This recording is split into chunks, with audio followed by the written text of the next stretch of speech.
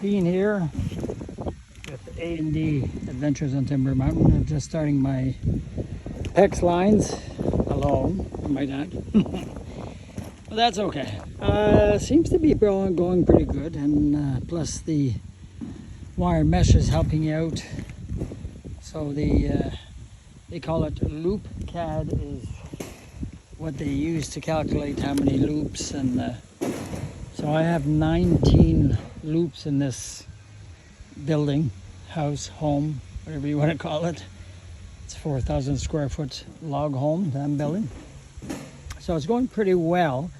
Be better if there was a second person unraveling the loops, but it's going good.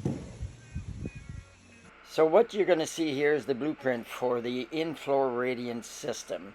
We're using PEX tubing oxygenated for concrete, and that's the only thing you should be using because the concrete does eat at regular PEX tubing.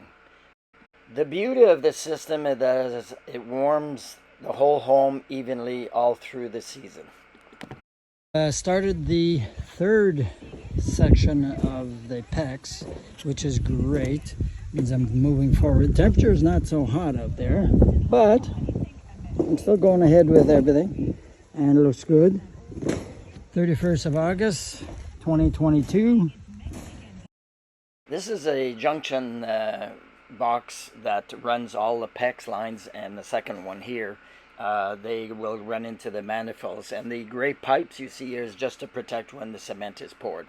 You see here a overview of the PEX system, and I'm in the process of testing all the lines to make sure there's no leaks.